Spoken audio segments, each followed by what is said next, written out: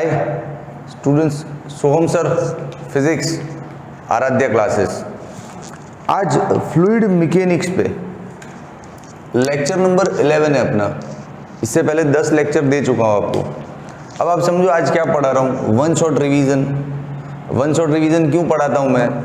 क्योंकि अब हमने ये वायर बीच में हमने ये जो 10 लेक्चर पढ़ा है आगे, उसके बेसिस पे सम्स करेंगे हम लोग। अच्छे अच्छे सम्स हैं टेक्स्ट बुक में, ठीक है। लेकिन सम्स करने से पहले as you know my nature कि हम पूरा फॉर्मूला एक बार फिर से ओवरव्यू करेंगे ताकि सम्स में अपना कॉन्फिडेंस बने। और वन शॉट रिवीजन पढ़ने से चैप्टर पूरा तेरी नज़रों के सामने घूमेगा, यूँ तैरता हुआ दिखेगा। हाँ यार, सब आता है अपने को, तो पॉकेट में आ जाता है चैप्टर, है ना। चल स्टार्ट करते हैं। बहुत कुछ है, थोड़ा लंबा हो सकता है video. Let's try one shot revision. इसमें सबसे पहला डिस्कशन का पॉइंट अपना बनता है प्रेशर। प्रेशर से ही चैप्टर स्टार्ट हुआ था। हाँ, तो प्रेशर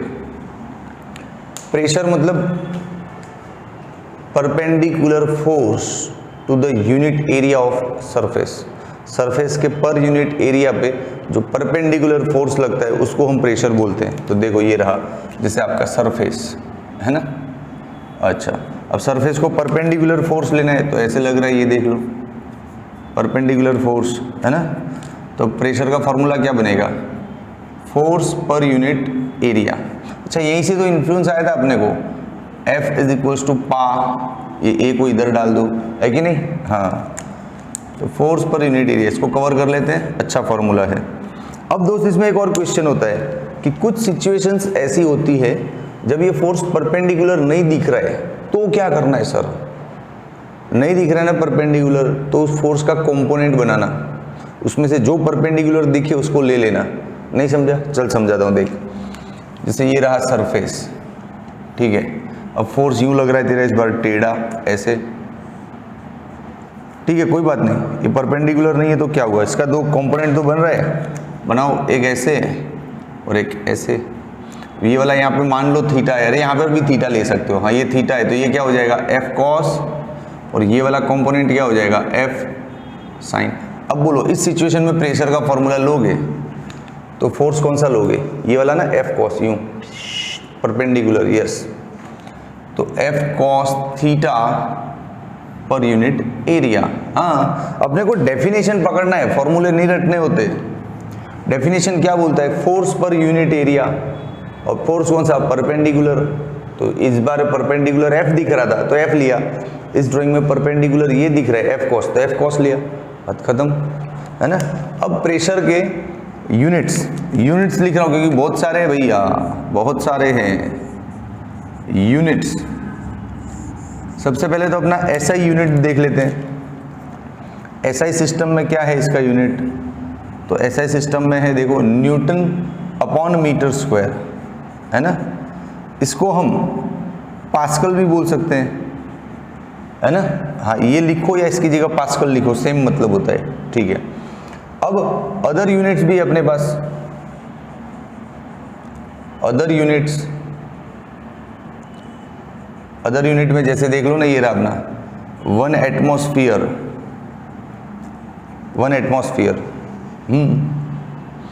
जैसे एक और यूनिट है 1 बार, भाई एक और यूनिट है 1 टोर। क्या है ये सब? समझाता हूँ भाई, शांति रख। जैसे अपन डिस्टेंस को ले तो डिस्टेंस नाम का जो क्वांटिटी है उसका बहुत सारा यूनिट है ना।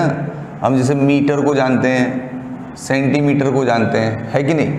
डिस्टेंस का यूनिट अलग अलग हो सकता है अलग अलग यूनिट सिस्टम में, लेकिन इनके बीच कनेक्शन तो होता है ना। जैसे इन दोनों के बीच कनेक्शन क्या है कि 1 metre is equal to 100 centimetre, है ना। वैसे ये दोनों प्रेशर के ही यूनिट है, ये सारे और ये सारे प्रेशर के ही यूनिट है। इनके बीच में भी ऐसा कुछ रिलेशन तो हो सकता है ना, तो है, वो रिलेशन याद रख दे। 1 एटमॉस्फेयर मीन्स 1.013 इंटू 10⁵ पास्कल। फिर 1 बार मतलब 1.00 इंटू 10⁵, मतलब बार और एटमॉस्फेयर ऑलमोस्ट सेम दिख रहा है, ज़्यादा फर्क नहीं है। हाँ, टोर मतलब 133 पास्कल, ये छोटा है, सबसे छोटा ही है ना। इसमें 10⁵ है भैया। हाँ, 10⁵ मतलब 1 लाख हो गया। हाँ, और इसमें 133 है, तो ये छोटा है। अच्छा, ये यूनिट थोड़ा स्पेशल है अपने लिए, याद आया वो इवांजेलिस्टा टॉरिसिली ने बैरोमीटर का एक्सपेरिमेंट किया था और एटमॉस्फेरिक प्रेशर इतना होता है वो पता किया था। हाँ, तो टॉरिसिली के सम्मान में ये यूनिट रखा गया, 1 टोर इज इक्वल टू 133 पास्कल। अच्छा, अब इसका और भी कुछ है अपने पास आइडिया, जैसे देखो 1 एटमॉस्फेयर है ना, तो ये 76 सेंटीमीटर ऑफ मर्क्यूरी कॉलम जितना भी होता है, और ये 1 टॉरिसिली है ना, तो ये 1 मिलीमीटर ऑफ मर्क्यूरी कॉलम जितना प्रेशर है। ये शायद आपको याद होगा क्योंकि बहुत बार आ चुका है, ये बहुत रेयरली आया ना, तो इसको खास याद रखना। 1 millimetre of mercury column height. Sir क्या मतलब होता है इसका? ओ भाई साहब सुन, शांति से बताता हूँ। जैसे देख 76 सेंटीमीटर ऑफ मर्क्यूरी, उतनी हाइट का मर्क्यूरी ले ले, वो मर्क्यूरी जो प्रेशर बनाएगा वो इतना होगा। हाँ, जैसे देखिए कांच का ट्यूब है, इसके अंदर मर्क्यूरी डालो, नीचे से अंगूठा दबा के रख, मर्क्यूरी डाला, इतना भर दिया, इतना मर्क्यूरी भर दिया 76 तक, ये सारा मर्क्यूरी है। तो अब नीचे जो प्रेशर लग रहा है ना, ये इतना सारा मर्क्यूरी का वजन दबाएगा ना नीचे के सरफेस को, तो उस नीचे के सरफेस पे जो प्रेशर फील हो रहा है ना, that is equal to this and this, ये मतलब होता है। और आपको प्रूव करना है तो एक फॉर्मूला है, pressure is equal to rho g h, उसमें मर्क्यूरी का डेंसिटी रख दो, जी का वैल्यू 9.8 रख दो और हाइट रख दो इतनी, आपका आंसर यही आएगा। यस, है ना, ये सब हम थियरी में डिटेल पढ़ चुके हैं, तो अभी ज़्यादा डिटेलिंग नहीं करते। चलो, अब प्रेशर के यूनिट हो गए। अब एक छोटी सी बात, प्रेशर मेजरमेंट करने का एक इंस्ट्रूमेंट है, इंस्ट्रूमेंट टू मेजर प्रेशर। क्या इंस्ट्रूमेंट है? अरे सिंपल सा एक स्प्रिंग है, स्प्रिंग के ऊपर पिस्टन है। याद आया टेक्स्ट बुक? नहीं आया? चलो याद करवाता हूँ। देखिए रहा एक स्प्रिंग, ये रहा उसके ऊपर लगा पिस्टन। हाँ, इसको एक बॉक्स में पैक कर दो ऐसा। ये इंस्ट्रूमेंट है जो प्रेशर को मेजरमेंट करता है। यस, पक्का बताऊं कैसे? इस इंस्ट्रूमेंट को उठा के पानी में डाल दे, अरे लिक्विड में, फ्लूइड में, कहीं भी डाल दे। पानी बोलना आसान लगता है इसलिए पानी आ जाता है मुंह पे। हाँ, पानी में डाल दे इसको, इसके सराउंडिंग जो पानी भरा होगा वो क्या करेगा? लगा थोड़ा दिमाग, तब तक मैं ड्रॉ कर लेता हूँ। इसके सराउंडिंग जो पानी भरा होगा वो पानी यहाँ से यूँ घुसेगा और इस पिस्टन को दबाएगा। यूँ पिस्टन दबेगा तो स्प्रिंग भी दबेगी, स्प्रिंग दबेगी तो स्प्रिंग के ऊपर कैलिब्रेशन होता है, लिखा हुआ होता है कि कितना वेट है कितना नहीं है, उससे प्रेशर पता चल जाता है। हाँ, तो ये प्रेशर मेजरमेंट का सिंपल डिवाइस है, वेरी सिंपल, कुछ टफ है नहीं। ओके, अब हमारे पास डिस्कशन में है नंबर 2, डेंसिटी। डेंसिटी ये वन शॉट रिवीजन है ना, तो बातें ऊपर ऊपर से हो रही है, ज़्यादा डीप में जाएंगे तो फिर रह जाएंगे। डेंसिटी तो आप लोगों को पता ही होगा, rho is equal to mass per unit volume. रुको, इसको थोड़ा रेड वेड करेंगे, अच्छा फॉर्मूला है ये डेंसिटी। डेंसिटी का यूनिट अरे दिख तो रहा है, केजी अपॉन मीटर क्यूब। अब डेंसिटी 2-3 अच्छी टाइप की है जो हम याद रख ले तो हमको बहुत काम आनी है। जैसे देखो यहाँ पे दिख रहा है ना कैमरा मैन, इस रेंज में। जैसे देखो डेंसिटी ऑफ वाटर 1 ही होती है, नहीं 10⁻³ केजी पर मीटर क्यूब। फिर डेंसिटी ऑफ मर्क्यूरी, ये हमको याद रखनी है, ये बहुत फ्रीक्वेंट है और बार बार सम्स में काम आती है इसलिए लिखवा रहा हूँ ये। और density of aluminium 2.7 × 10⁻³ same unit. ये 3 डेंसिटी इसलिए लिखवाई कि बहुत ही फ्रीक्वेंट है, मोस्ट ऑफ द सम्स में ये इन्हीं डेंसिटी से काम होता है, तो हमको याद हो तो काम आएगा कहीं ना कहीं। हाँ, तो याद कर लेने का, ठीक है। चलो, अब ये सारी डेंसिटी सीजीएस में देखोगे ना, तो सीजीएस में सबका ये 10⁻³ 10⁻³ 10⁻³ निकल जाएगा। हाँ, तो मैं आपको बोलूँ कि सीजीएस में कैसे कन्वर्ट करते हैं? अरे यार, अभी छोटे बच्चे का क्लासरूम नहीं है, एक 1000 से मल्टीप्लाई कर तो किलोग्राम से ग्राम बन गया, है ना। फिर 100 से मल्टीप्लाई कर तो मीटर का मीटर क्यूब बन गया। ऐसे खुद सॉल्व करना, थोड़ा दिमाग लगाना। हाँ, इतने टाइम से पढ़ रहे हो मेरे पास, तो इनको सीजीएस में कन्वर्ट करेंगे तो सबका 1000 निकल जाएगा। अब क्वेश्चन आता है कि सीजीएस में एल्यूमिनियम का डेंसिटी क्या है, सिर्फ 2.7। सीजीएस में मर्क्यूरी का डेंसिटी क्या है, 13.6। सीजीएस में पानी का डेंसिटी क्या है, 1। Very simple. अच्छा, अब डेंसिटी में एक और नया मामला आया था जिसको बोलते हैं रिलेटिव डेंसिटी। रिलेटिव डेंसिटी या उसको हम स्पेसिफिक डेंसिटी भी बोलते थे। स्पेसिफिक डेंसिटी, इसका फॉर्मूला था ना, क्या था, फॉर्मूले से ज़्यादा समझ होनी चाहिए क्या, कि किसी भी ऑब्जेक्ट का डेंसिटी पानी के डेंसिटी से डिवाइड कर दो, मिल गया रिलेटिव।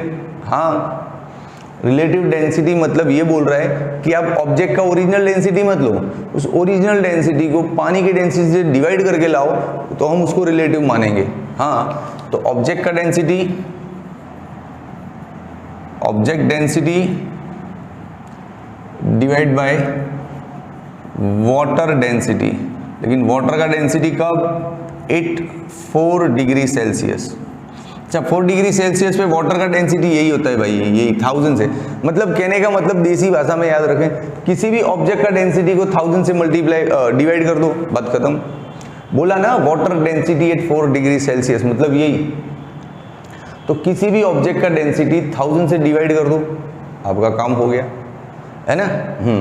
चलो, तो डेंसिटी पे डिस्कशन खत्म हो गया। अब स्क्रीनशॉट ले लो। ओके, हो गया स्क्रीनशॉट बच्चा पार्टी। चलो अब थर्ड वन, तो थर्ड डिस्कशन है पास्कल्स लॉ। Pascal's law. अब पास्कल का लॉ में 2 टाइप का था, क्या, एक तो फ्लूइड एट रेस्ट के लिए था, फ्लूइड एट रेस्ट, और दूसरा था प्रेशर ट्रांसमिशन। प्रेशर ट्रांसमिशन, है ना। इसको बाद में लेते हैं, पहले ये वाला लेते हैं, fluid at rest. Fluid at rest के बारे में पास्कल, ब्लेज पास्कल ने क्या बोला था, फ्लूइड के अंदर हर एक पॉइंट पे प्रेशर सेम होता है if it is in rest mode. Simple है। हाँ, इसका भी याद कराऊं थियरी आपको। जैसे अपन ने ये देख पूरा यहाँ पे लिक्विड ले लिया, 2 मिनट लगेगा, अभी याद करवाता हूँ भाई, कोई जल्दी नहीं है अपने को, थोड़ा और वीडियो लंबा हो जाएगा और क्या होगा।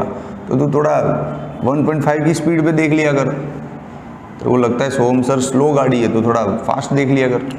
अब इस फ्लूइड के अंदर अपन ने एक प्रिज्म लिया था, इसी फ्लूइड का बना हुआ एक इमेजिनरी प्रिज्म शेप लिया था। तो देखो इमेजिनरी प्रिज्म बना था, इसी फ्लूइड का बना हुआ है।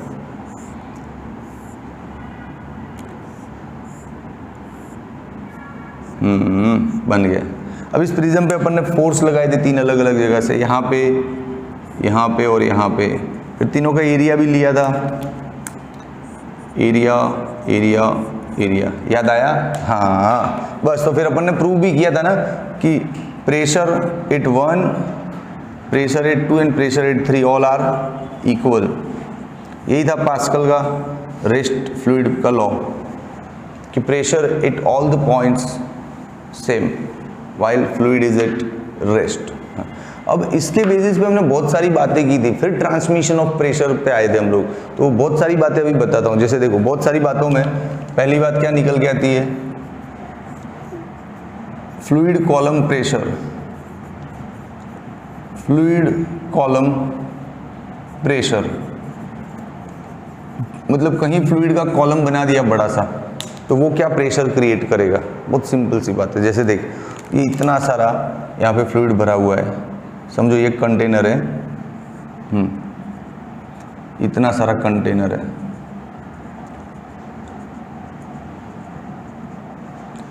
इतना सारा भरा हुआ लिक्विड। अब जैसे मैं अलग अलग हाइट पे बात करूं कि भाई इस पॉइंट पे प्रेशर क्या है, तो इस पॉइंट पे ये लेवल ये हो गया, तो ये वाला हाइट देख लेंगे कितना है, और उसी हाइट को रख देंगे और प्रेशर का फॉर्मूला ले लेंगे, वही रहे अपना P = ρgh, हो गया।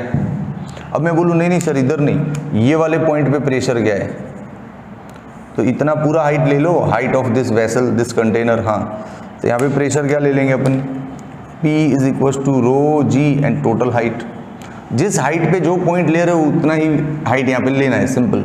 लेकिन अब एक चीज़ यहाँ पे मिस कर रहे हैं हम, ये क्या है, इसका गेज प्रेशर है। क्या है, गेज प्रेशर,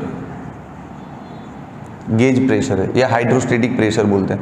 अब इसमें हम इसको जुटला नहीं सकते, जो मैं बोलने जा रहा हूँ कि ये ऊपर से खुला है ढक्कन, तो यहाँ से एटमॉस्फेयर भी प्रेशर डालेगा तो इसके साथ जुड़ जाएगा प्रेशर ऑफ एटमॉस्फेयर, तो फिर ये पूरा क्या हो जाएगा, एब्सोल्यूट प्रेशर। एब्सोल्यूट, ओरिजिनली इतना सारा प्रेशर है, कॉलम का तो है ही है, उसके साथ ये बाहर का जो एटमॉस्फेयर है उसका भी प्रेशर है, इसमें भी जुड़ जाएगा। This is also called absolute pressure, है कि नहीं? तो वही बहुत सिंपल सी बात है कि कहीं भी फ्लूइड का आपको कॉलम दिख जाए, ऐसा भरा हुआ फ्लूइड दिख जाए, तो वो नीचे की तरफ इतना प्रेशर लगाता ही है, रो जी एच। ठीक है, फिर इसके साथ एक और चीज देखी थी अपन ने, हाइड्रोस्टेटिक पैराडॉक्स।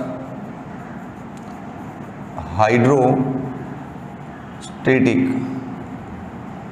पैराडॉक्स वो क्या था, उसमें था ना कि अलग अलग एरिया के कंटेनर हो, अलग अलग मास भरा हुआ हो, फिर भी सब में हाइट सेम होता है, नहीं पता चल रहा है। चल ड्रॉ करके दिखाता हूँ, देख, जैसे ये रहा एक कंटेनर, एक डिफरेंट टाइप के शेप का है,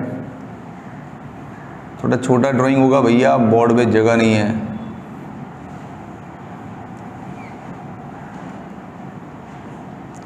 ये रहा देखो कंटेनर, अब इसमें पानी डाल दो यहाँ से, चलो डाल देते हैं, इतना पानी भरा, पानी जल्दी मुंह पे आता है बोलने में, जैसे बोलना चाहिए फ्लूइड, लेकिन अपन पानी बोल डालते हैं। लेकिन आप समझ रहे हो ना, फ्लूइड ही पढ़ा रहा हूँ मैं।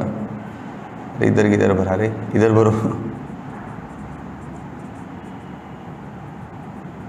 देखो आप, ये जितने भी कंटेनर दिख रहे हैं आपको, एक ये रहा, एक ये रहा, और एक ये रहा, और एक ये रहा, है ना। इन सब का देखो एरिया डिफरेंट है, किसी का एरिया इतना चौड़ा है, किसी का इतना नैरो है, किसी का टेढ़ा मेढ़ा है, एरिया सबका डिफरेंट है कि नहीं। हाँ, मास सबके अंदर डिफरेंट भरा हुआ है, क्योंकि क्वांटिटी अलग अलग है ना, इसके अंदर ज़्यादा दिख रहा है, इसमें कम क्वांटिटी दिख रहा है, फिर भी इन सबका हाइट सेम है। यस, इस फिनोमिनन को बोलते हैं हाइड्रोस्टेटिक पैराडॉक्स। इन लोगों का शेप भी डिफरेंट है, देखो शेप इज ऑल्सो डिफरेंट, है ना। हाँ, तो ये हो गया अपना हाइड्रोस्टेटिक पैराडॉक्स यहाँ तक। तो ऐसे तो बहुत सारी थियरीज हम और भी डिस्कस कर सकते हैं, लेकिन ये वन शॉट रिवीजन है। तो पास्कल का फ्लूइड एट रेस्ट अभी खत्म नहीं हुआ, अभी तो और भी है, चल दिखाता हूँ। फिर प्रेशर ट्रांसमिशन को लेते हैं, पहले ये दिखाता हूँ। और इसमें एक और है अपने पास, टॉरिसिली बैरोमीटर। क्या है बैरोमीटर, रुक जा भैया, स्टोरी मस्त है इसका। इवांजेलिस्टा टॉरिसिली, हाँ याद आया नाम। अच्छा, आपको जब ये टॉपिक थियरी में पढ़ाया था तो मैंने बोला था सर्च करके आओ। कुछ बच्चे बोले सर ये इवांजेलिस्टा नाम लग रहा है फीमेल है कोई, कुछ बच्चे बोले मेल है। तो आपको दिया था ये काम कि सर्च करके आओ, मैं आने वाले किसी न किसी लेक्चर में मैं बताऊंगा। तो आपने अपना सफिशिएंट टाइम ले लिया, अब मैं बताता हूँ। इवांजेलिस्टा टॉरिसिली मेल है, पुरुष। हाँ, ऐसी मूछें रखते थे यूँ, ऐसे यहाँ से यूँ, ऐसी मूछों वाला फोटो है उनका नेट पे। हाँ, और सबसे बड़ी बात क्या पता है, ये गैलीलियो के स्टूडेंट थे। गैलीलियो तो नाम सुना ना, गैलीलियो गैलीली, उनके स्टूडेंट थे। तो रुक, यहाँ पे अपन गैलीलियो को भी थोड़ा याद कर लेते हैं। इवांजेलिस्टा टॉरिसिली किसके स्टूडेंट थे, स्टूडेंट ऑफ गैलीलियो। ठीक है, क्या किया था इन्होंने बैरोमीटर दिया था। बैरोमीटर मतलब नाम सुन के तो अपने को हाईफाई लगा था पहले भी, आज भी लग रहा है। अरे हाँ, एक कांच का पतला नली यार, उसी को तो बैरोमीटर बोलते हैं, है ना। हाँ, तो कांच का नली 1 मीटर लंबा था, 1 मीटर लंबा पतला कांच का नली था। सुनना ध्यान से, अच्छा एक्सपेरिमेंट है। 1 मीटर लंबा कांच का नली लिया, एक साइड से बंद है, दूसरी साइड से ओपन है। तो उस नली को खड़ा करो और जहाँ से ओपन है वहाँ से अंदर मर्क्यूरी डालो, डाला बहुत सारा, पूरा 1 मीटर का पाइप भर दिया मर्क्यूरी से, ये पूरा 1 मीटर लंबा पाइप मर्क्यूरी से भर दिया। उस पाइप का जो खुला फेस है वहाँ पे अंगूठा लगाओ और उसको उल्टा कर दो यूँ, ताकि गिरे नहीं नीचे। अब इस पाइप को, इसके अंदर क्या भरा अपन ने, मर्क्यूरी। हाँ, अब एक दूसरा वेसल ले लो, बड़ा सा कंटेनर, उसके अंदर भी मर्क्यूरी ही भरा हुआ है, उसके अंदर जाके इसको रख दो यूँ खड़ा एकदम वर्टिकली, और धीमे से अपना अंगूठा हटा लो। अब जैसे ही अंगूठा हटाओगे ना, ये मर्क्यूरी थोड़ा नीचे आएगा और एक लेवल पे आने के बाद रुक जाएगा। फिर उस नली में मर्क्यूरी उस लेवल तक रहेगा हमेशा, जब तक कि हम कोई एक्सटर्नल डिस्टर्बेंस ना करें। और पता है आपको, मर्क्यूरी पूरा 1 मीटर भरा हुआ था ना, जैसे आपने अंगूठा हटाया वो मर्क्यूरी नीचे आने लगा। वो कौन सी हाइट तक आया था पता है? वो तो मिटा दिया मैंने, 76 सेंटीमीटर हाइट तक आया था। वो 1 एटमॉस्फेरिक प्रेशर को बैलेंस कर रहा था। कम समझ में आया ना? देख ड्राइंग करके बताता हूँ। चल देखिए, ये रहा टॉरिसिली का कंटेनर, ये रहा। अब यहाँ पे एक नली ले लो, इसमें मर्क्यूरी भर दो पहले तो। लो भैया, हो गया मर्क्यूरी भर दिया। अब इसके अंदर वो बड़ा सा नली लेके आओ, ये रहा नली। नीचे से अंगूठा हटा दो तो क्या होगा, इसके अंदर का जो भरा हुआ मर्क्यूरी है वो थोड़ा डाउन हो जाएगा, मतलब यहाँ तक आ जाएगा। अब समझो ना, पहले पूरा भरा हुआ है, चलो मैं समझाता हूँ, टाइम लेता हूँ, मुझे कोई जल्दीबाजी नहीं है। पहले पूरा भरा हुआ है, अब आप ध्यान से देखना क्या हो रहा है इधर, साइंस वो ध्यान से समझना। इतना सारा मर्क्यूरी भरा हुआ है, तो ये लिक्विड का कॉलम बन गया। लिक्विड का कॉलम बनेगा तो इतना प्रेशर क्रिएट करेगा, रो GH। तो ये सारा मर्क्यूरी यहाँ पे इतना प्रेशर क्रिएट कर रहा है, इस जगह पे प्रेशर डाल रहा है, यूं इसको दबा रहा है कि भाई दब जा दब जा, और ये नीचे आ रहा है। इसका मतलब वाकई में ये जगह दब रही है, वाकई में इसका इतना वजन इसको भारी पड़ रहा है, तो ये दब रहा है। दबते दबते दबते दबते एक हाइट तक आया, हाँ एक हाइट पे आने के बाद रुक गया। अब इसको रोका किसने? तो देख, ये यहाँ से दबा रहा था ना, तो जो बाहर का एटमॉस्फेयर है वो भी इस सरफेस को दबा रहा था, बाहर का एटमॉस्फेयर भी इसको दबा रहा था। लेकिन ये भारी पड़ रहा था ना, तो मामला इधर की ओर बह रहा था, पूरा फ्लूइड इधर जा रहा था, इसलिए लेवल भी थोड़ा ऊपर आ जाता है। लेकिन फिर क्या हुआ, अब इसका दबाना रुक गया। मतलब अब ये जो 76 सेंटीमीटर हाइट का मर्क्यूरी है वो अब ज़्यादा नहीं दबा पा रहा है, मतलब इसने बैलेंस कर दिया, ये भी इसके जितना ही हो गया, इसलिए बोल रहा है कि अब तू दबा नहीं सकता, हम भी मजबूत हैं। तो यहाँ से पूरा समझ में आता है कि ये जो एटमॉस्फेयर का प्रेशर लग रहा है यहाँ पे, और ये मर्क्यूरी कॉलम 76 सेंटीमीटर का प्रेशर लग रहा है, वो बोथ आर इक्वल है, तब ये मामला रुक गया। वरना मान लो ये प्रेशर ज़्यादा हो गए तो इसको वापस यूँ रिटर्न दबाएगा तो ऊपर चढ़ जाएगा। नहीं, मान लो ये प्रेशर ज़्यादा है तो ये दबाएगा तो यहाँ से ऊपर चढ़ जाएगा, लेकिन ना यहाँ से चढ़ रहा है ना यहाँ से चढ़ रहा है, मतलब ये दोनों का प्रेशर इक्वल है भाई। इसलिए बोला था कि atmospheric pressure is equal to the 76 centimetre of mercury column. अब आया समझ में? हाँ, ये प्रूव किया था इवांजेलिस्टा टॉरिसिली ने, समझा कि नहीं? अच्छा, इसके साथ एक और नाम था मैनोमीटर। क्या नाम था? मैनोमीटर।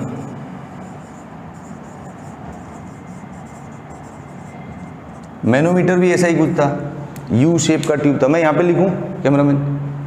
चेयर लेना पड़ेगा, बैठना पड़ेगा।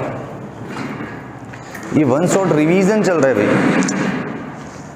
चलो, आधे घंटे में तो पिछले पूरे 10 लेक्चर का निचोड़ मिल रहा है आपको। मैनोमीटर क्या बला थी देखो, मैनोमीटर भी ऐसा एक कांच का नली था, लेकिन ये वर्टिकल स्ट्रेट नली है। नली मतलब ट्यूब यार, लेकिन थोड़ा ये नली वली बोलने से फील आता है अपने को, समझा? नली मतलब ट्यूब। हाँ, तो manometer is also a tube of U shape. ये रहा देखो, यू शेप का एक ट्यूब ले लो,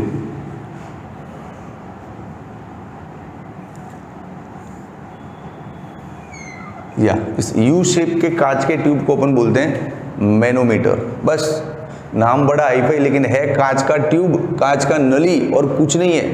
ये क्यों यूज होता है? ये ना किसी भी कंटेनर के अंदर बंद गैस का प्रेशर हमको बता सकता है, बहुत सी चीज़ों का प्रेशर हमको बता सकता है, ये डेंसिटी भी बता सकता है, डिपेंड्स ऑन द सम कि किस टाइप का सम है। लेकिन अभी अकॉर्डिंग टू द थियरी ये चेंबर के अंदर या कंटेनर के अंदर जो गैस भरा पड़ा है उस गैस का प्रेशर ही हमको दिखाएगा। कैसे देख, बहुत मस्त टेक्नोलॉजी है ये, बिल्कुल इजी है। इसको कनेक्ट कर दो ऐसे, इस कंटेनर के साथ कनेक्ट कर दो। अब इस कंटेनर में देख बहुत सारा गैस भरा हुआ है, चलो भर देते हैं। भर गया, बहुत सारा गैस है। क्या है ये? गैस। बहुत मस्त फिनोमिनन है, समझ में आएगा। अब यहाँ से लॉक रख भी, दरवाजा बंद रख अभी, ना सारा गैस घुस जाएगा इसके अंदर। हाँ, तब इसको बंद रखते हैं, फिर खोलेंगे आराम से। खोल रहे हैं, कहाँ जा रहे हैं? खोलते हैं, रुक जा। अब इसके अंदर कुछ लिक्विड भर दिया, जैसे आपने इतना लिक्विड भरोगे तो वो सेम हाइट पे आएगा। इधर यूँ इतना थोड़ा सा अवॉइड करना है। हाँ सॉरी, इतने का क्या, कुछ नहीं, इसे लिक्विड भर दिया पूरा अपन ने, देखो। और हाइड्रोस्टेटिक पैराडॉक्स के अकॉर्डिंग जानते हो आप, सेम हाइट पे लिक्विड आएगा दोनों नली में, दोनों ट्यूब में। देखो सेम हाइट पे आ गया लिक्विड आपका। अब अभी ये लिक्विड दोनों सेम हाइट पे है, मतलब ना इधर से दब रहा है ना इधर से दब रहा है, कोई किसी को दबा नहीं रहा है। क्यों? मान ले इधर से दबा हुआ होता तो यहाँ से ऊपर उठता नहीं हो, लेकिन कोई किसी को नहीं दबा रहा है, सब प्रेशर इक्वल है सारे पॉइंट पे। Very good. चल, अब हम जैसे ही इसका ढक्कन खोलते हैं, ढक्कन खोलते हैं, क्या होगा? वो गैस आएगा, यहाँ पे आएगा और इसको दबाएगा, तो अब एडिशनल प्रेशर हो गया, हुआ कि नहीं एडिशनल? हाँ, तब ये यहाँ से दबेगा, दबेगा तो ये यहाँ से ऊपर उठेगा। तो क्या पूरा गैस यहाँ से, ये पूरा लिक्विड निकल जाएगा बाहर? नहीं, ऐसा नहीं होता है। थोड़ा बहुत दबेगा, दबा, देखो थोड़ा सा दबा दिया यहाँ से, और यहाँ पे कौन आ गया? गैस। सारे गैस ने इसको यहाँ पे लाके दबा दिया, ठीक है। और गैस जो प्रेशर दे रहा है ना, उसको हम बोलते थे प्रेशर ऑफ गैस, ठीक है। अब ये इतना दबा तो ये इतना यहाँ से ऊपर भी उठेगा। हाँ, तो इस साइड से ऊपर उठा इतना, देखो इतना ऊपर उठ गया, ठीक है। अब जाके रुक गया। अब ये गैस इसको ज़्यादा नहीं दबा पा रहा है। इसका क्या मतलब हो रहा है? अब ये गैस इसको ज़्यादा नहीं दबा पा रहा है, तो क्या मतलब हो रहा है? भाई कैमरा में ये कवर हो रहा है ना ड्राइंग, क्यों? पूरा ड्राइंग से ही बच्चों को समझ में आएगा। क्या वजह है कि अब ये गैस इसको ज़्यादा नहीं दबा पा रहा है? भाई साहब, वजह ये है कि अब ये जो कॉलम बन रहा है ना, ऊपर वाला ये जो लिक्विड का कॉलम, अब वो इतना भारी हो चुका है कि वो रिटर्न दबाना स्टार्ट कर रहा है, समझा? हाँ, तो इसको जितना दबाना था दबाया, उसको ऊपर चढ़ना था चढ़ लिया। अब ये इसका खुद का वजन इतना हो चुका है कि वो अब यहाँ पे प्रेशर डालेगा, वो यहाँ पे प्रेशर डालेगा, ठीक है। लेकिन ये वापस ऊपर नहीं चढ़ रहा है, मतलब ये गैस का प्रेशर भी यहीं पे लग रहा है, वो भी इक्वल है। मतलब इस पॉइंट पे इन दोनों की वजह से जो प्रेशर है वो इक्वल है। हाँ सही में, अरे यार मान ले इसका प्रेशर ज़्यादा होता तो इसको भी और ऊपर चढ़ना पड़ता। मान लीजिए इसका प्रेशर ज़्यादा होता तो ये वापस गैस को अंदर डालता, लेकिन कहीं कुछ नहीं हो रहा है। मतलब ये जो गैस यहाँ पे प्रेशर डाल रहा है और ये कॉलम यहाँ पे प्रेशर डाल रहा है, both are equal, both are equal, yes. तो इस लेवल पे प्रेशर इक्वल है, इसको नाम दे दो pressure of gas is equal to pressure of this liquid column. और यहाँ पे बाहर से हवा का भी प्रेशर है ना, प्रेशर ऑफ एयर। बन गया फॉर्मूला। अब इसमें रो जी एच रख दो और ये वैल्यू तो जानते ही हो, आपका आंसर आ जाएगा। तो बोला था मैनोमीटर कंटेनर के अंदर भरे हुए गैस का प्रेशर बता देगा हमको। मजा आया ना मैनोमीटर में? तो यार पूरा दिल से समझ के पढ़ना होता है, कुछ भी रट्टम पिट्टी थोड़ी करनी होती है। चल अब एक स्क्रीनशॉट ले ले, मैं भी पानी वानी पी के थोड़ा और आगे पढ़ाता हूँ। ओके बच्चा पार्टी, हो गया ना स्क्रीनशॉट। अब देखो ये पास्कल का प्रेशर ट्रांसमिशन का लॉ क्या था? अरे बहुत सिंपल था यार, कि रेस्ट फ्लूइड पे हर एक पॉइंट पे प्रेशर सेम रहता है। अब मान ले उसमें तूने बाहर से प्रेशर दिया, तो बाहर से जो तूने प्रेशर दिया ना, वो इक्वली ट्रांसमिट होता है हर एक पॉइंट पे। हाँ, external pressure transmitted equally at every point, ये पास्कल का प्रेशर ट्रांसमिशन का लॉ था। और इस लॉ के बेसिस पे अपन ने 2-3 ड्राइंग देखे थे, हाइड्रोस्टेटिक लिफ्ट, हाँ, फिर हाइड्रोलिक लिफ्ट, हाइड्रोलिक ब्रेक देखा था ना। तो मैं सिर्फ नाम लिख देता हूँ, इसमें ज़्यादा डीप में जाना नहीं है,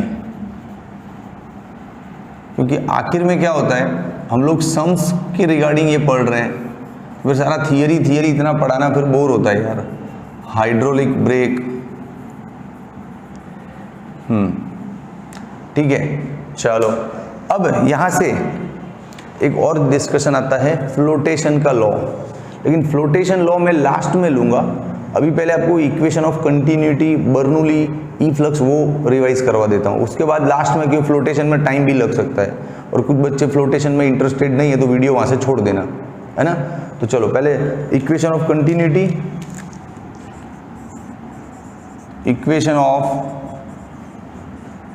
कंटिन्यूटी क्या था ये इक्वेशन भाई, बहुत मस्त था। जैसे देखो ये कोई फ्लो पाइप है, ये फ्लो पाइप के यहाँ पे कुछ क्रॉस सेक्शन एरिया है A1, तो यहाँ से जो फ्लूइड जा रहा है उसका वेलोसिटी है V1। यहाँ पे कोई क्रॉस सेक्शन एरिया है जिसका एरिया है A2, और यहाँ से जो फ्लूइड जा रहा है उसका वेलोसिटी है V2। तो इक्वेशन ऑफ कंटिन्यूटी क्या बोलता है कि इन दोनों का मल्टीप्लाई और इन दोनों का मल्टीप्लाई इक्वल रहता है, मतलब A1 into V1 is equals to A2 into V2, ये सेम रहता है। इसको शॉर्ट में ऐसे भी लिख सकते हैं, AB is equals to constant. अरे हाँ, तो और ये जो टर्म है ना A इंटू V, इसको बहुत मस्त मस्त नाम दिए गए हैं। इसको देखो वॉल्यूम फ्लक्स भी बोलते हैं, तो क्वेश्चन इस नाम से भी आ सकता है कि वॉल्यूम फ्लक्स फाइंड करो, मतलब आपको AB फाइंड करना है। फिर इसको रेट ऑफ फ्लो भी बोल सकते हैं, रेट ऑफ फ्लो, इस नाम से भी क्वेश्चन आ सकता है कि भी रेट ऑफ फ्लो फाइंड करो, तो यही फाइंड करना है, समझा। अब इसकी एक देसी समझ दूं आपको, देखो आपने देखा AB is equals to constant,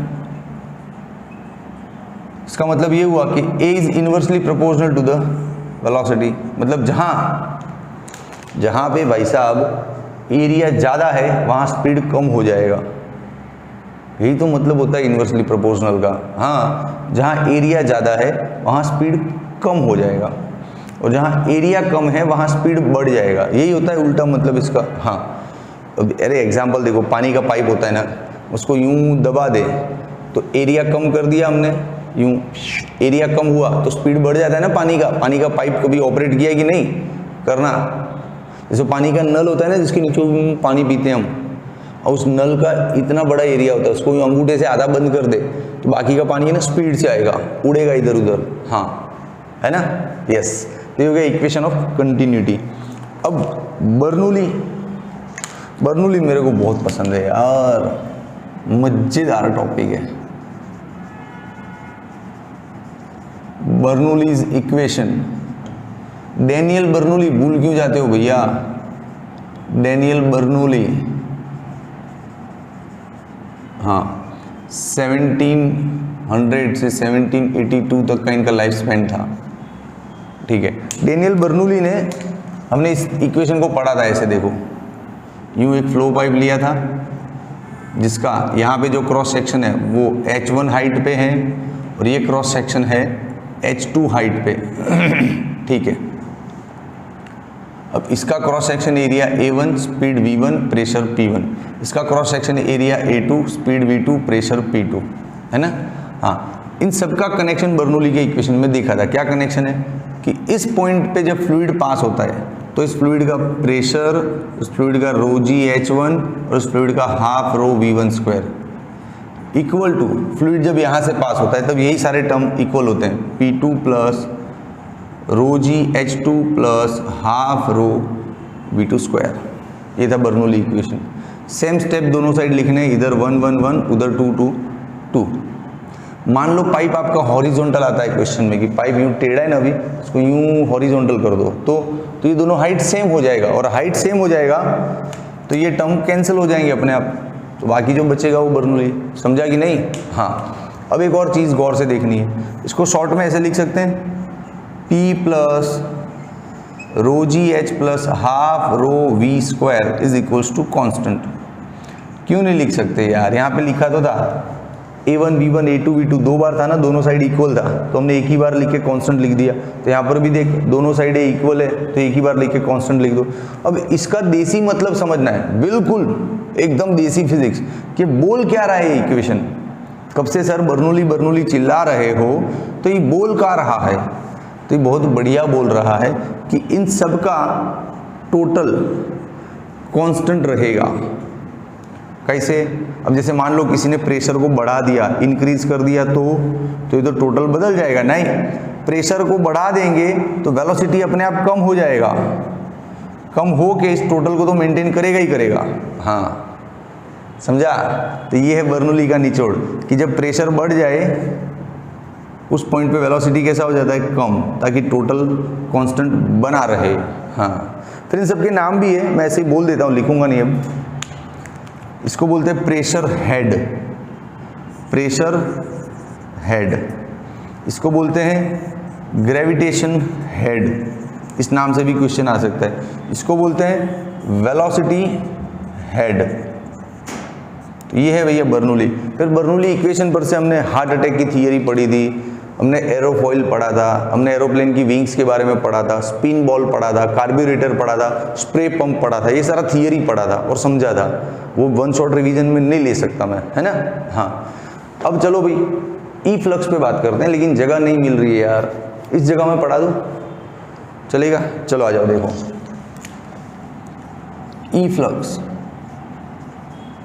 क्या है। ई फ्लक्स का माजरा, तो किसी कंटेनर, जैसे बड़ा सा टंकी है पानी का, उस पानी के टंकी में एक छोटा सा होल कर दे दीवार में कहीं, उस होल में से जो पानी बाहर आएगा उसका स्पीड क्या होगा? हाँ, उसी स्पीड पे बात है। देखो ये रहा बड़ा सा टैंक, ये रहा बड़ा सा टैंक, उस टैंक के अंदर आप लिक्विड डाल दो, अरे पानी ले लो, पानी मजेदार वर्ड है। हाँ, ये हो गया पानी, ग्रीन कलर का पानी अपने आराध्य में होता है। अब यहाँ पे एक होल कर दो, किया होल, तो होल में से पानी बाहर आएगा। सर होल में से पानी बाहर ही आएगा ना, इसमें क्या साइंस है? रुक जा बेटा मोहन, साइंस है कि जब पानी बाहर आ रहा है ना, उसका स्पीड क्या है? तो उसका स्पीड हमने प्रूव किया था, √2gh plus P minus PA upon rho. √2gh मतलब ये वाला हाइट लिया था अपन ने, यहाँ पे जो प्रेशर है वो P लिया था, और ये जो एटमॉस्फेरिक प्रेशर है वो PA लिया था, और पानी का डेंसिटी रो लिया था। समझा? अब इसमें एक और आर्ग्यूमेंट था क्या, कि सर ये कंटेनर ऊपर से खुला हो तो, कंटेनर ऊपर से खुला हो तो ये जो प्रेशर था वो भी अब एटमॉस्फेरिक प्रेशर बन गया, तो ये टर्म 0 हो जाएगा। तो आंसर आ जाएगा √2gh which is equal to the speed of free falling object from the same height. हाँ, ये ज़्यादा काम का है, तो ज़्यादातर क्वेश्चंस खुले के कंटेनर के ही आते हैं। तो मुझे तो ड्राइंग में याद रह गया कि यहाँ से जो पानी बाहर निकलता है ना, उसका स्पीड क्या ले लेते हैं? √2gh। याद रखना, बहुत काम आएगा सम्स में, खुले कंटेनर के लिए। अब इसके बाद एक और था भैया, अब थोड़ा भागना पड़ेगा, स्पीड है वेंचुरी मीटर। अब उसके बारे में कुछ नहीं बताऊंगा, प्लीज आत्मनिर्भर बनिए, थोड़ा देख लीजिए खुद ही जाके फॉर्मूला है ना। हाँ, अब स्क्रीनशॉट ले लो, फ्लोटेशन पे आराम से बात करते हैं। चलो ओके बच्चा पार्टी, देखो अब फ्लोटेशन का लॉ पढ़ रहे हैं। मतलब पानी में हम चीज़ों को डाल दें तो वो तैरेगा, नहीं तैरेगा, डूब जाएगा, क्या होगा। लेकिन ये मैटर ऑफ इंटरेस्ट है, आपको इंटरेस्ट है तो अब आगे का वीडियो देखिए आप, वरना जाइए, आपका सम्स के रिलेटेड, सम्स ओरिएंटेड काम आपका हो गया, ठीक है। जा रहे हो तो सुन लो। अब अगले इस वीडियो के एंड में आप कमेंट वगैरह लिखना कि आपको अच्छा लगा वन शॉट रिवीजन या नहीं लगा। तो मैं क्या सोच रहा हूँ कि सम्स स्टार्ट न करके एक प्रैक्टिस वीडियो बनाऊँ बढ़िया सा 8-10 सम्स का, जिसमें ये सारे फॉर्मूले आपके प्रैक्टिस हो जाए एक बार, फिर टेक्स्ट बुक के सम्स डालो।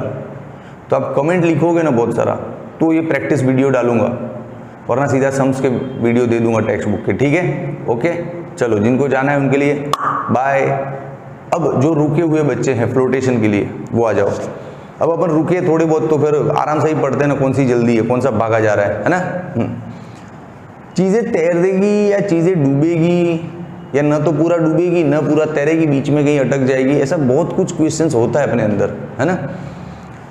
आपने ये कभी नोटिस किया कि हम जैसे नहीं किया ना, तो एक एक्सपेरिमेंट करो घर पे, एक पानी का बाल्टी ले लो, बकेट ऑफ वाटर, हाँ खाली बाल्टी, उसमें एक डोरी बांधो, उस डोरी को टाइट रखना, उस बाल्टी को ना पानी की टंकी में डालो और पानी निकालो अंदर से। जब आप पानी निकालोगे ना तब आप फील करोगे कि जब तक वो बाल्टी पानी के अंदर है, पूरा भरा हुआ है, फिर भी आपके एक हाथ से यूं उठ रहा है वो। लेकिन जैसे ही वो बाल्टी पानी के बाहर आया, फिर आपको 2 हाथ लगाने पड़ेंगे उसको उठाने के लिए। तो ऐसा क्यों हुआ? ऐसा क्यों हुआ? तो बहुत शांति से सोचने वाली बात है। देखो, मैंने बोला था आराम से पढ़ाऊंगा, जो लिमिटेड रुके हुए बच्चे वीडियो पे उनके लिए ही है, तो फिर आराम से पढ़ते हैं। ये पानी का बाल्टी है, देख भाई, ये बहुत सारा पानी भर दे इधर। अच्छा, बाल्टी के अंदर भी होगा ना? हाँ, अभी आपने दूरी से बांध दिया, ठीक है, पानी के अंदर है। अब यही बाल्टी जब पानी के बाहर आ रहा है तब क्या हो रहा है? बहुत मस्त साइंस है इसका, ध्यान से देखना। ये बाल्टी जब बाहर आ गया एग्जैक्टली इस लोकेशन पे, फिर क्या सिचुएशन हो रही है? तो यहाँ पे बाल्टी हमको हल्का लग रहा है, लो वेट, ज़्यादा वजन नहीं लग रहा है, और यहाँ पे हाई वेट लग रहा है, बहुत ज़्यादा वजन लग रहा है। तो हमको दोनों हाथ डालने पड़ते तब जाके हम इसको खींच पाते। ऐसा क्यों? ऐसा इसलिए कि जब ये बाल्टी पानी में था तब इस बाल्टी के अंदर जो भरा हुआ पानी है उसका मास तो नीचे की तरफ था, mg, तो इस सिचुएशन में भी mg है। लेकिन यहाँ पे mg के अलावा एक और फोर्स था जो आपको दिखा नहीं, और आज से पहले आपने कभी उसको पढ़ा नहीं है, इसलिए मैं पढ़ा रहा हूँ। इस वजन के अलावा, इस बाल्टी का जो वजन है उसके अलावा एक और फोर्स था यहाँ पे जिसने आपको सपोर्ट किया, इसलिए आपको हल्का लगा। आपका आधा काम उस फोर्स ने कर दिया। उस फोर्स ने क्या किया? ऊपर की तरफ धक्का मार दिया बाल्टी को, तो आपको लगा बाल्टी तो बिल्कुल हल्के से आ रहा है ना? और वही पानी से बाहर निकलने पे वो फोर्स गायब हो गया। मतलब मैं जिस फोर्स की बात कर रहा हूँ वो चीज़ें जब तक लिक्विड के अंदर है तब तक ही लगेगा, जैसे ही लिक्विड से बाहर गए वो फोर्स चला गया। वो फोर्स चला गया तो आपको ये वजन ज़्यादा पड़ने लगा, तो आपको यहाँ से दोनों हाथ डालने पड़े खींचने के लिए। तो कौन सा फोर्स है? ब्यूएंट फोर्स बोलते हैं। क्या बोलते हैं उसको? ब्यूएंट फोर्स, आर्किमिडीज। हाँ, आर्किमिडीज, याद आया? नहीं आया? पढ़ा ही नहीं था सर। ठीक है, अब पढ़ ले। आर्किमिडीज का ब्यूएंट फोर्स होता है। हाँ, वो है ना, कहाँ से पैदा होता है? तो आपका ये बाल्टी जब अंदर गया ना, तो बाल्टी ने अपनी जगह बनाई ना, तो जहाँ बाल्टी ने अपनी जगह बनाई तो उतना पानी वहाँ से सरक गया ना, वो पानी वहाँ से हट गया तो ये बाल्टी अंदर घुस पाई। हाँ, दैट पानी, ये जो साइड में सरक गया उस पानी की बात कर रहा हूँ, इसकी बात कर रहा हूँ। सारा इतना पानी साइड में सरक गया, उस पानी ने मिलके एक अपवर्ड फोर्स बनाया, दैट इज कॉल्ड ब्यूएंट फोर्स। ये जो पानी सरक गया वो वापस अपनी जगह पे आना चाहेगा, तो जगह पे आने के चक्कर में सब मिलके एक फोर्स क्रिएट करते और बाल्टी को धक्का देते कि निकल बाहर, निकल।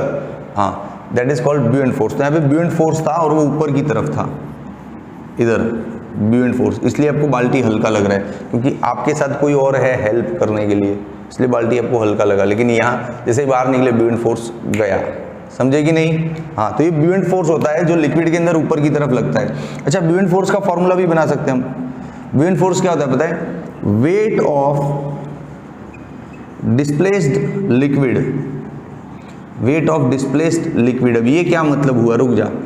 बाल्टी ने जितना पानी वहां से हटाया ना उसका weight is equal to buoyant force. तो बाल्टी ने देखो रेड कलर का पानी यहाँ से हटाया, हाँ, उसका वेट है तो मतलब mg ही नाम देंगे। लेकिन यहाँ पे m तो इस बाल्टी का वजन बता रहा है, तो भैया m0 बोल दे। m0 मतलब मास ऑफ लिक्विड जो वहाँ से हटा हुआ है। हाँ, फिर आगे इसको और भी कर सकते हैं, density into volume into g, density of liquid, volume of liquid. अब ये जो लिक्विड का वॉल्यूम है, मतलब इस डिस्प्लेस लिक्विड का volume is equal to the volume of this बाल्टी ऑल्सो। ये बारीक सी जानकारी है जिस पे डीप में जाने में कोई अभी मतलब नहीं है। अब वो घटना समझ में आई ना, ब्यूएंट फोर्स क्या हो रहा है। हाँ, अब देखो लॉ ऑफ फ्लोटेशन। तो लॉ ऑफ फ्लोटेशन के लिए एक ड्राइंग समझ लो, सारा दिमाग में आ जाएगा। देखो भैया, ये रहा ड्राइंग, ये लिक्विड भरा हुआ है, धन धनाधन धन। अब इसमें 3 सिचुएशन ड्रॉ करता हूं मैं। देखो, पहली सिचुएशन में अपना ऑब्जेक्ट पूरा डूबा हुआ नहीं है, सरफेस पे तैर रहा है, मतलब बोट समझ ले, हाँ बोट, ठीक है। दूसरी सिचुएशन में अपना ऑब्जेक्ट पूरी तरह से अंदर डूब चुका है, एकदम बॉटम पे जाके बैठ गया है। तीसरी सिचुएशन में अपना ऑब्जेक्ट ना तो सरफेस पे तैर रहा है ना पूरी तरह से अंदर डूबा है, बीच में कहीं अटका हुआ है, देखो ऐसे। ये 3 सिचुएशन समझ लो तो फ्लोटेशन लॉ आपको इजी लगेगा। पहली सिचुएशन में क्या हुआ, इस सिचुएशन में क्या हुआ, mg ज़्यादा हो गया और ब्यूएंट फोर्स आपका कम पड़ गया, है ना, इसलिए mg क्या किया, उसको खींच के अंदर तक ले आया। तो इस सिचुएशन में आपका mg is greater than buoyant force. Yes, very important to know. इस सिचुएशन में क्या हुआ, mg इसको नीचे खींच रहा है और ब्यूएंट फोर्स इसको ऊपर खींच रहा है, लेकिन ना ये ऊपर जा रहा है ना पूरा नीचे जा रहा है, मतलब दोनों फोर्स इक्वल हो गए इस पॉइंट पे आके। हाँ, तो इस सिचुएशन में ब्यूएंट फोर्स और वेट दोनों इक्वल हो गए। यहाँ पे mg इसको नीचे खींच रहा है, ब्यूएंट फोर्स उसको ऊपर रखना चाहता है, तो जीत कौन रहा है यहाँ पे? यस, यहाँ पे ब्यूएंट फोर्स विन हो रहा है, क्योंकि चीज़ों को ऊपर पकड़ के रखा है, नीचे डूबने नहीं दे रहा है। हाँ, तो यहाँ पे buoyant force is greater than mg, इसको बोलते हैं law of flotation. Very easy, चल समझ में आया ना? यस, तो तुम वीडियो पे रुके रहे तो अच्छा लगा, मजा आया तो आप भी कमेंट डालो यार कि हाँ सर दासू मजा आया, है ना? ठीक है, तो चल बाय। कितना